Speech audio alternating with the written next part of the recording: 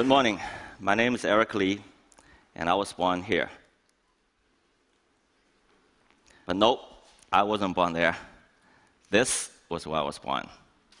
Shanghai at the height of the Cultural Revolution. My grandmother tells me that she heard the sound of gunfire along with my first cries. When I was growing up, I was told a story that explained all I ever needed to know about humanity. It went like this.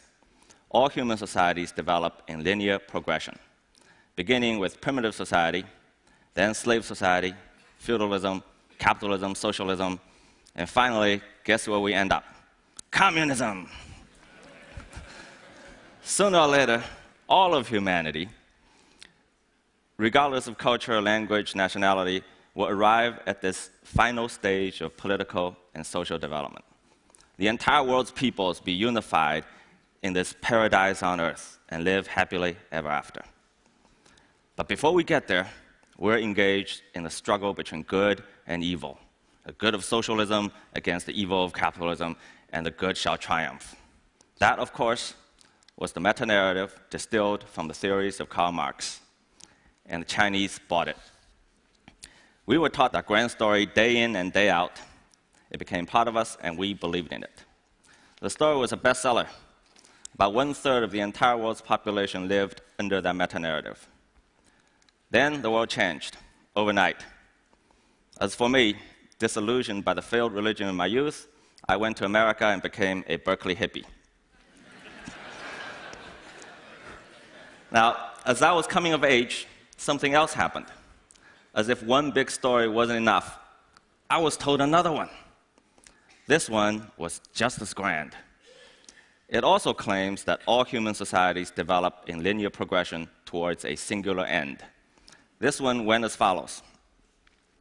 All societies, regardless of culture, be it Christian, Muslim, Confucian, must progress from traditional societies in which groups are the basic units to modern societies in which atomized individuals are the sovereign units. And all these individuals are by definition rational. And they all want one thing, the vote. Because they're all rational, once given the vote, they produce good government and live happily ever after. Paradise on earth again. Sooner or later, electoral democracy will be the only political system for all countries and all peoples, with a free market to make them all rich. But before we get there, we're engaged in a struggle between good and evil. The good belongs to those who are democracies and are charged with the mission of spreading it around the globe, sometimes by force, against the evil of those who do not hold elections. A new world order, ending tyranny in our world. A single standard for all who would hold power. Now,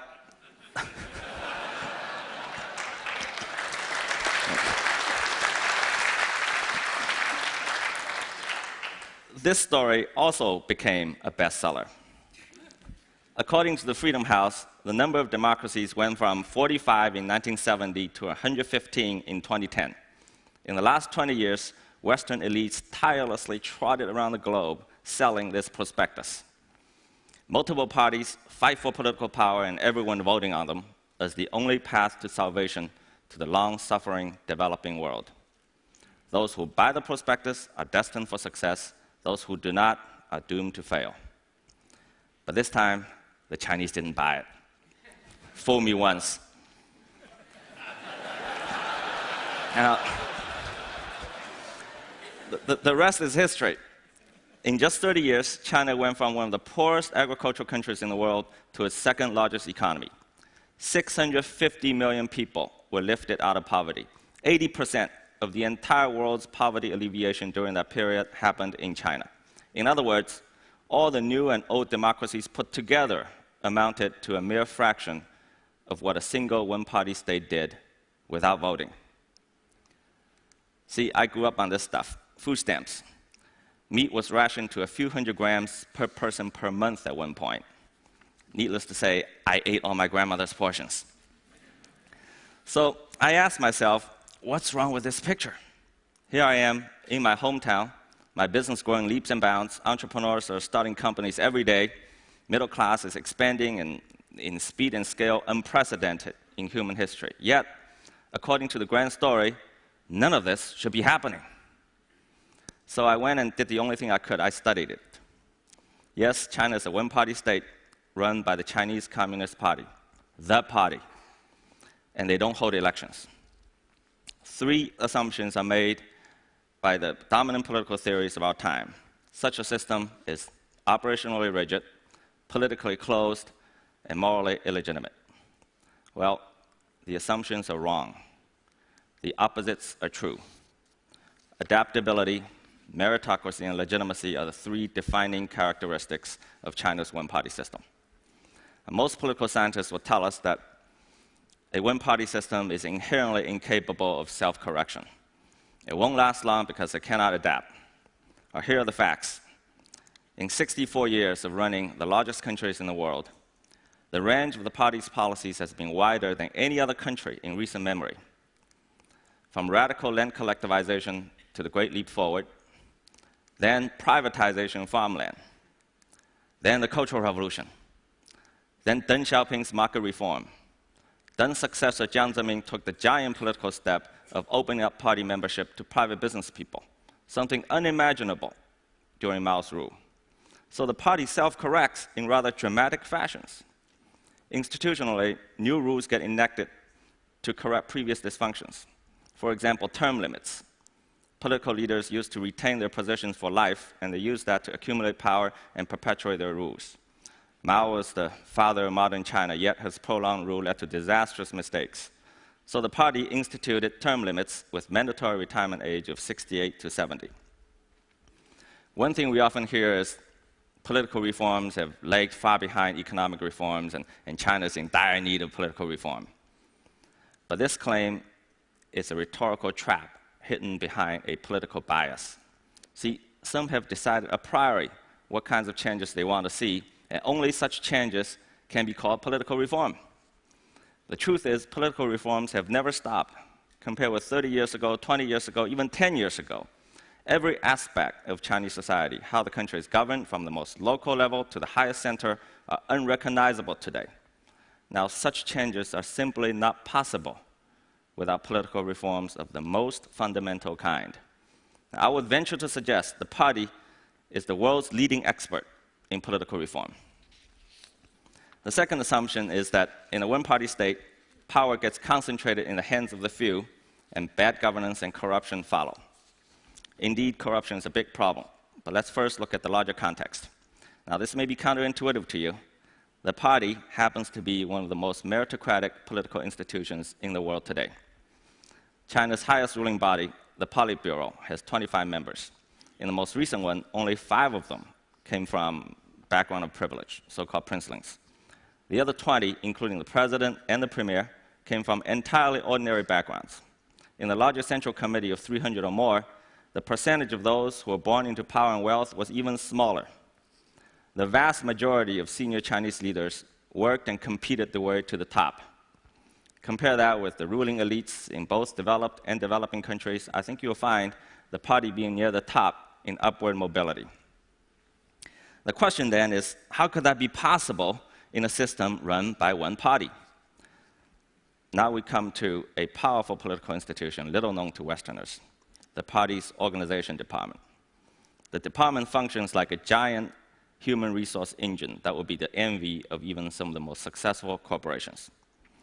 It operates a rotating pyramid made up of 3 components: civil service, state-owned enterprises, and social organizations like a university or a community program.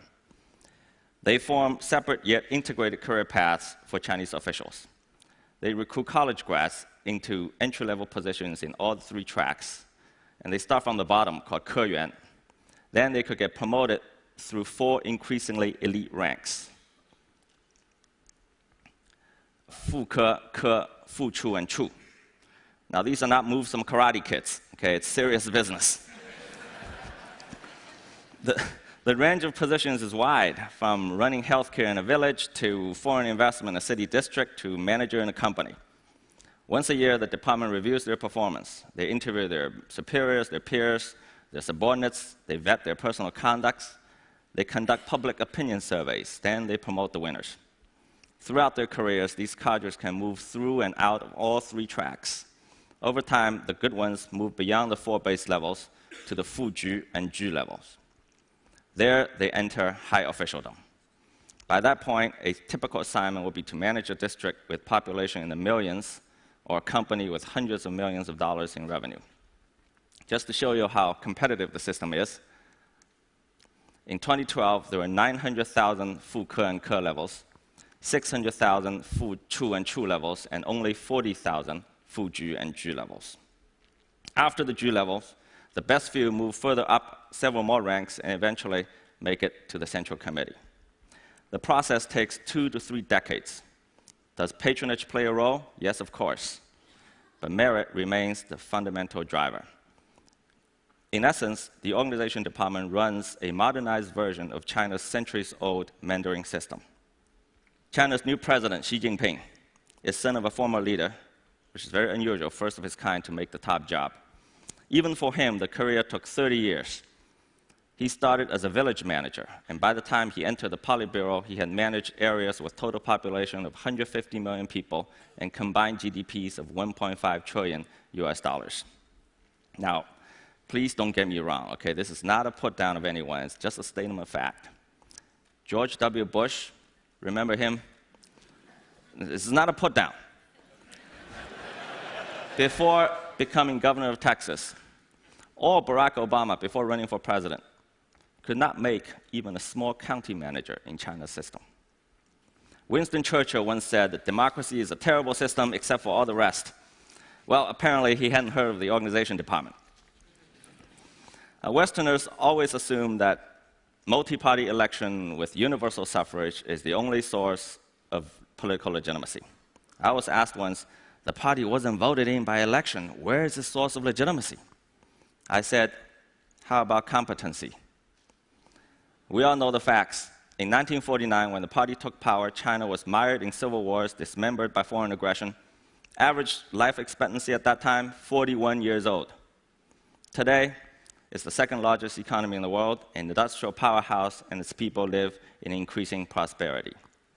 Pew Research polls Chinese public attitudes, and here are the numbers in recent years. Satisfaction with the direction of the country, 85%. Those who think they're better off than 5 years ago, 70%. Those who expect the future to be better, a whopping 82%. Financial Times polls global youth attitudes, and these numbers, brand new, just came from last week. 93% of China's Generation Y are optimistic about their country's future. Now, if this is not legitimacy, I'm not sure what is. In contrast, most electoral democracies around the world are suffering from dismal performance. I don't need to elaborate for this audience how dysfunctional it is from Washington to European capitals. With a few exceptions, the vast number of developing countries that have adopted electoral regimes are still suffering from poverty and civil strife. Governments get elected, and then they fall below 50% approval in a few months and stay there and get worse until the next election. Democracy is becoming a perpetual cycle of elect and regret. At this rate, I'm afraid it is democracy, not China's one-party system, that is in danger of losing legitimacy. Now, I don't want to create the misimpression that China is hunky-dory on way to some kind of superpowerdom. The country faces enormous challenges. Social and economic problems that come with wrenching change like this are mind-boggling. Pollution is one, food safety, population issues. On the political front, the worst problem is corruption. Corruption is widespread and undermines the system and its moral legitimacy. But most analysts misdiagnose the disease. They say that corruption is a result of the one-party system, and therefore, in order to cure it, you have to do away with the entire system. But a more careful look would tell us otherwise. Transparency International ranks China between 70 and 80 in recent years among 170 countries, and it's been moving up. India, the largest democracy in the world, 94 and dropping. For the 100 or so countries that are ranked below China, more than half of them are electoral democracies. So if election is the panacea for corruption, how come these countries can't fix it? Now, I'm a venture capitalist. I make bets. It wouldn't be fair to end this talk without putting myself on the line and making some predictions. So here they are. In the next 10 years, China will surpass the US and become the largest economy in the world. Income per capita will be near the top of all developing countries. Corruption will be curbed, but not eliminated, and China will move up 10 to 20 notches to above 60 in TI ranking. Economic reform will accelerate, political reform will continue, and the one-party system will hold firm. We live in the dusk of an era. Meta-narratives that make universal claims failed us in the 20th century and are failing us in the 21st. Meta-narrative is the cancer that is killing democracy from the inside. Now, I want to clarify something. I'm not here to make an indictment of democracy. On the contrary, I think democracy contributed to the rise of the West and the creation of the modern world. It is the universal claim that many Western elites are making about their political system, the hubris that is at the heart of the West's current ills. If they would spend just a little less time on trying to force their way onto others and a little bit more on political reform at home, they might give their democracy a better chance. China's political model will never supplant electoral democracy because, unlike the latter, it doesn't pretend to be universal. It cannot be exploited. But that is the point precisely. The significance of China's example is not that it provides an alternative, but the demonstration that alternatives exist. Let us draw to a close this era of meta-narratives. Communism and democracy may both be laudable ideals, but the era of their dogmatic universalism is over. Let us stop telling people and our children there's only one way to govern ourselves in a singular future towards which all societies must evolve. It is wrong, it is irresponsible, and worst of all, it is boring. Let universality make way for plurality. Perhaps a more interesting age is upon us. Are we brave enough to welcome it? Thank you.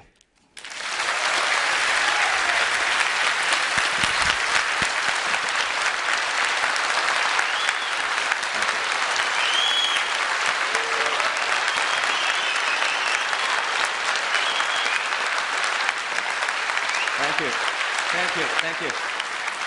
Thanks. Eric, stay with me for a couple of minutes because I want to ask you a couple of questions. Okay. I think many here and in general in Western countries would agree with your statement about analysis of democratic systems becoming dysfunctional, but at the same time, many would kind of find unsettling the thought that there is an unelected authority that without any form of oversight or consultation decides what the national interest is. What is the mechanism in the Chinese model that allows people to say, actually, the national interest as you defined it is wrong? You know, Frank Fukuyama, the political scientist, called the Chinese system responsive authoritarianism. It's not exactly right, but I think it comes close. So I know this, the largest public opinion survey company in China. Okay. Do you know who their biggest client is? The Chinese government. Not just from the central government, the city government, provincial government, to the most local neighborhood districts. They conduct surveys all the time. Are you happy with the garbage collection? Are you happy with the general direction of the country? So there is, in China, there's a different kind of mechanism to be responsive to the demands and the thinking of the people. My point is, I think we should get unstuck from the thinking that there's only one political system, election, that could make it responsive. I'm not sure, actually, elections produce responsive government anymore in the world. One of the features, many seem to agree, one of the features of a democratic system is a space for civil society to express itself.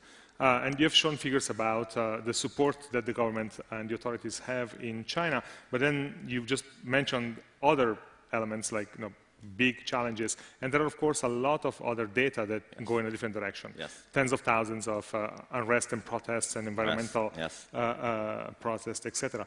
So you seem to suggest that the Chinese model doesn't have a space outside of the party for civil society to express itself.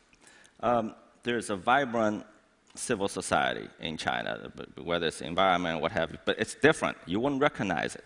because by Western definition, a so-called civil society has to be separate or even in opposition to the political system. But that concept is alien for Chinese culture. For thousands of years, you have civil society, yet they are consistent and coherent and part of a political order. And I think it's a big cultural difference. Eric, thank you for sharing Thank this you. with that. Thank you.